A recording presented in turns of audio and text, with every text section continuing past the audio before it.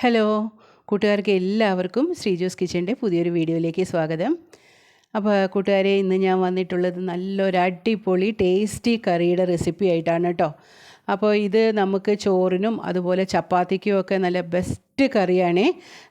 ഇത് ചോറിനൊക്കെ ആണെങ്കിൽ ഈ ഒരു കറി മാത്രം മതി, കൂടെ ഒരു പപ്പടം കൂടി ഉണ്ടെങ്കിൽ നമുക്ക് പിന്നെ ഒന്നും വേണ്ട കേട്ടോ. വയറ് നിറച്ച് ചോറുണ്ണാം. അതേപോലെ തന്നെ ചപ്പാത്തി നമുക്ക് നല്ല ടേസ്റ്റി ആയിട്ട് കഴിക്കാം കേട്ടോ. അപ്പോൾ അതെങ്ങനെയാണ് ഉണ്ടാക്കുന്നതെന്ന് നമുക്കൊന്ന് കണ്ടു നോക്കാം.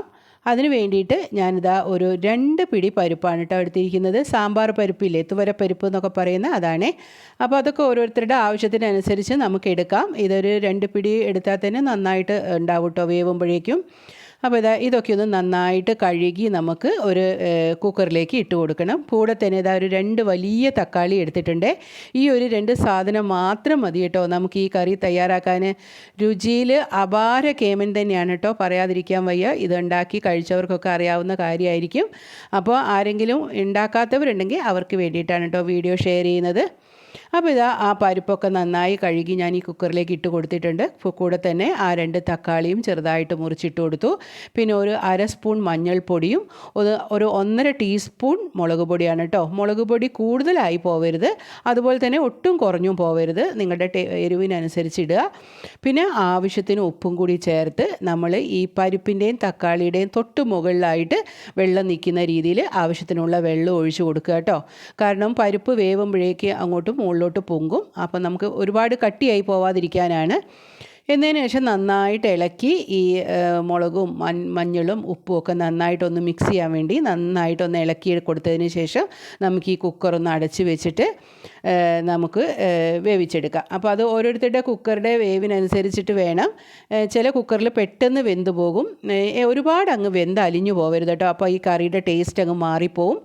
പരിപ്പ് നന്നായിട്ട് വേവുകയും വേണം, അതേസമയം നമുക്കൊന്ന് കടിക്കാനും കിട്ടണേ. അങ്ങനെ എൻ്റെ കുക്കറിൽ ഞാനൊരു 3 വിസിലാണ് കേൾപ്പിച്ചിരിക്കുന്നത് കേട്ടോ. 3 വിസിലാകുമ്പോഴേക്കും തന്നെ അത്യാവശ്യം നല്ല രീതിയിൽ വെന്ത് കിട്ടും. അപ്പോൾ കുക്കർ തുറന്ന് നോക്കി കഴിഞ്ഞപ്പോൾ നമ്മുടെ പരിപ്പും തക്കാളിയൊക്കെ അത്യാവശ്യത്തിന് നല്ല രീതിയിൽ തന്നെ വെന്തിട്ടുണ്ട്. അപ്പോൾ ഞാൻ നന്നായിട്ടൊന്ന് ഇളക്കി കൊടുക്കുകയാണ്. അപ്പോൾ ഇതുപോലെ ഇരിക്കും കേട്ടോ നമ്മുടെ പരിപ്പ്. ഈ പരിപ്പ് തൊട്ട് നോക്കുമ്പോൾ നല്ല സോഫ്റ്റ് ആയിരിക്കും, പക്ഷേ നല്ല വെന്ത് പാകമായിട്ടുണ്ടാകും, കുഴഞ്ഞു പോയിട്ടില്ല എന്ന് മാത്രം കേട്ടോ. അങ്ങനെ അതിനെ ഒന്ന് മാറ്റി വെച്ചു. പിന്നെ ഒരു ചീനച്ചട്ടി അടുപ്പത്ത് വെച്ച് ചൂടായപ്പോൾ ആവശ്യത്തിനുള്ള വെളിച്ചെണ്ണ ഒഴിച്ചു കൊടുക്കുക. ഒരല്പം കടുകിട്ട് പൊട്ടിയതിന് ശേഷം ചെറിയ ഉള്ളി അരിഞ്ഞത് ചേർത്തിട്ട് നമുക്ക് നന്നായിട്ടൊന്ന് മൂപ്പിച്ചെടുക്കണം. കാരണം നല്ല ചുവന്ന കളറിൽ കരിഞ്ഞു പോകരുതേ, അപ്പോൾ ടേസ്റ്റ് മാറിപ്പോവും. ഈ ഒരു പരുവം മതി.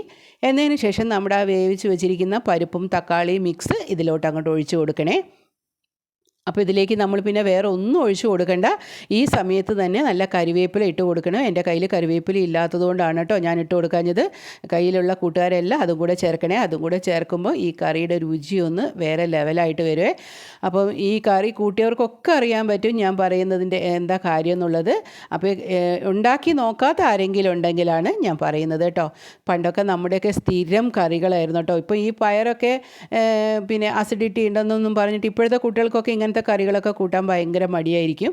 പക്ഷേ ഇങ്ങനെയൊന്ന് തയ്യാറാക്കി കൊടുത്തു നോക്കുക, പരിപ്പ് അടിപൊളിയായിട്ട് അവർക്ക് ഇഷ്ടമാവും കേട്ടോ. അപ്പോൾ ഇത്രയേ ഉള്ളൂ, വളരെ സിമ്പിളായിട്ടുള്ള ഒരു കറിയുടെ റെസിപ്പിയാണ് ഞാനിന്ന് നിങ്ങളായിട്ട് ഷെയർ ചെയ്തത്. അപ്പോൾ നമ്മുടെ ചാനൽ ആദ്യമായിട്ട് കാണുന്ന കൂട്ടുകാരാണെങ്കിൽ ഒന്ന് ലൈക്ക് ചെയ്യാനും ഷെയർ ചെയ്യാനും സബ്സ്ക്രൈബ് ചെയ്യാനും മറന്നു പോകരുതേ. അപ്പോൾ നമുക്ക് അടുത്ത വീഡിയോയിൽ വേറൊരു വിശേഷവുമായിട്ട് കാണാം. അതുവരേക്കും എൻ്റെ എല്ലാ കൂട്ടുകാർക്കും ടാറ്റാ.